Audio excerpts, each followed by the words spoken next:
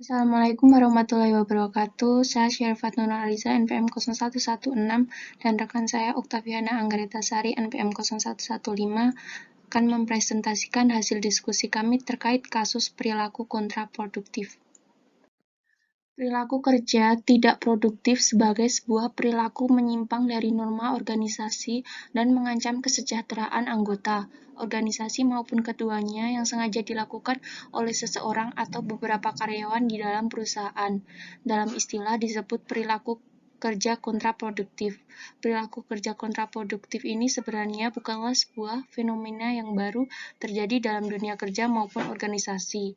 Di Indonesia sendiri, hampir beberapa tahun terakhir banyak kasus-kasus terkait dengan perilaku kerja kontraproduktif yang dilakukan oleh karyawan dari berbagai perusahaan negeri maupun swasta. Bahkan mungkin hanya sebagian kecil saja yang dapat diungkapkan ke permukaan publik melalui media massa. Pada kasus Bank Mandiri pernah mengalami kerugian. Bank Mandiri pernah mengalami kerugian dalam jumlah yang fantastik akibat ulah dari para karyawannya yang tidak bertanggung jawab. Melansir beberapa kasus perilaku kerja kontraproduktif karyawan Bank Mandiri pada awal tahun 2002 silam. RHI, seorang customer service representatif Bank Mandiri, telah menggelapkan dana 6 orang nasabah atau deposan beserta bunganya sejumlah 1,54 miliar. Uang hasil penggelapan yang dilakukan salah satu karyawannya itu dipergunakan untuk membayar hutang-hutangnya, membeli mobil mewah seharga 400 juta, serta memberikan modal kepada suami sebesar 125 juta, serta memberikan kepada orang tuanya sebesar 150 juta. Penyalahgunaan kewenangan itu karena tidak mencatatkan bilet deposito 6 deposan Bank Mandiri ke dalam sistem pembukuan bank. Caranya dengan memasukkan tanda tangan deposan yang selanjutnya dipergunakan untuk kepentingan pribadi terdakwa.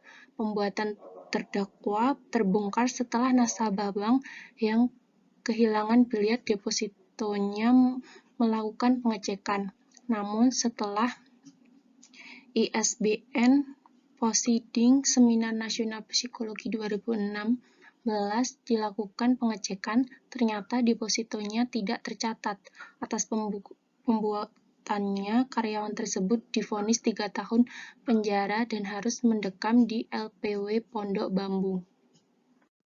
Kasus tersebut memiliki dampak terhadap tingkat kerugian perusahaan yang tinggi, menyangkut masalah perilaku kerja kontraproduktif karyawan terhadap organisasi, yaitu dengan melakukan berbagai modus penipuan, penyalahgunaan properti atau fasilitas perusahaan, penyalahgunaan jabatan, serta melakukan tindak korupsi dengan mengatasnamakan citra perusahaan demi meraup keuntungan pribadi dan kesejahteraan keluarga yang dimiliki.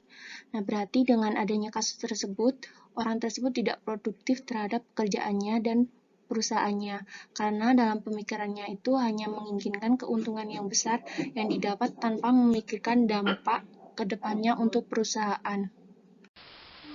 Dalam kasus ini, hampir sebagian besar karyawan yang terlibat dalam kasus-kasus perilaku kerja kontraproduktif disebabkan oleh adanya faktor yang pertama, ketidakmampuan mengelola stres yang dihadapi dalam lingkungan kerja. Yang kedua, harga diri yang rendah. Yang ketiga, tingkat ketidakpercayaan diri yang tinggi serta menderita sakit secara fisik maupun psikologis.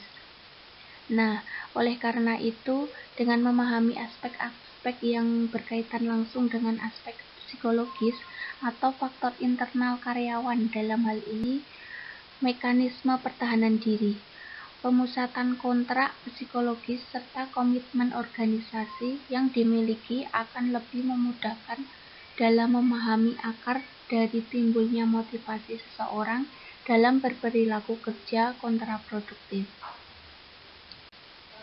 Bagi individu atau karyawan yang memiliki tingkat komitmen afektif yang tinggi, disertai dengan besarnya komitmen normatif yang memadai, kemungkinan akan lebih mampu bertahan atau menyesuaikan diri dengan tetap berusaha berkontribusi maksimal terhadap perusahaan.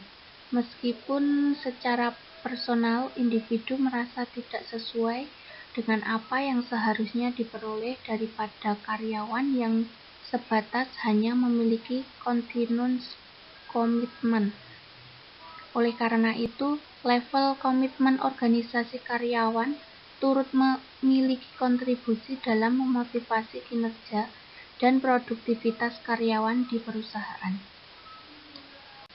Dengan adanya kasus ini, perusahaan harus memberikan evaluasi kerja pada setiap pekerjaan yang dilakukan untuk meneliti apakah sudah sesuai dengan yang diharapkan atau belum.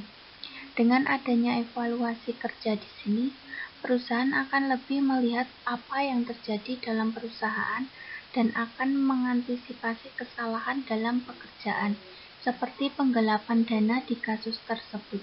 Selain itu, karyawan juga akan selalu berperilaku baik dan sesuai apa yang diharapkan oleh perusahaan. Upaya untuk mengurangi kontraproduktif itu ada 3, menciptakan kepuasan kerja, adanya keadilan sosial, pemberian dukungan dari organisasi. Yang pertama, menciptakan kepuasan kerja. Seperti kasus di atas, penggelapan dana untuk mengurangi kontraproduktif seperti ini dengan menciptakan kepuasan kerja seperti pemberian kompensasi. Seperti pekerjaan yang baik dalam perusahaan diberikan kompensasi yang cukup agar karyawan tidak melakukan penggelapan dana. Yang kedua, adanya keadilan sosial.